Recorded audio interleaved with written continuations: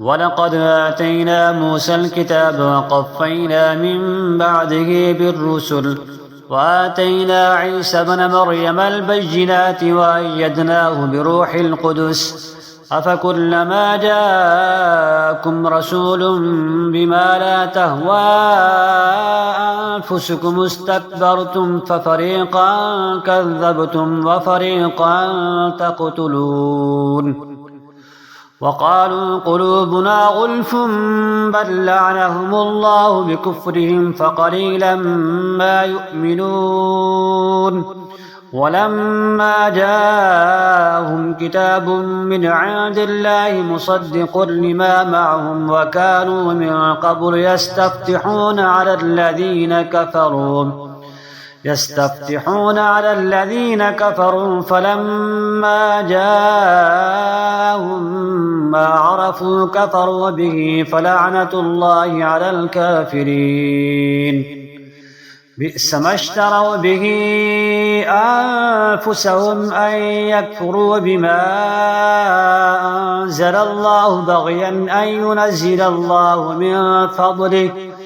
أن ينزل الله من فضله على من يشاء من عباده فباءوا بغضب على غضب وللكافرين عذاب مهين وإذا قيل لهم آمنوا بما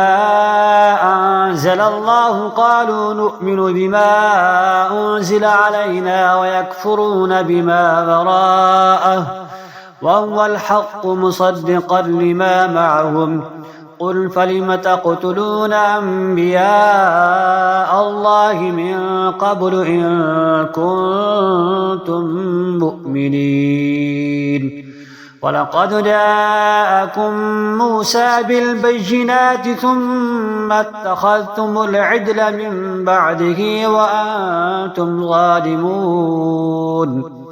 وإذ أخذنا ميثاقكم ورفعنا فوقكم الطور خذوا ما آتيناكم بقوة واسمعوا قالوا سمعنا وعصينا وأشربوا في قلوبهم العجل بكفرهم قل بئس ما يأمركم به إيمانكم إن كنتم مؤمنين قل إن كانت لكم الدار الآخرة عند الله خالصة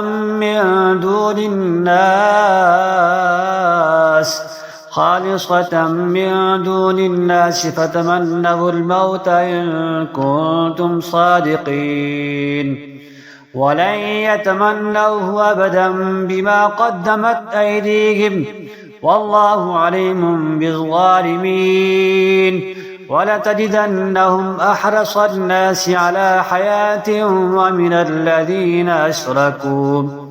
ومن الذين أشركوا يود أحدهم لو يعمر 1000 سنة وما هو بمزحزحه من العذاب أن يعمر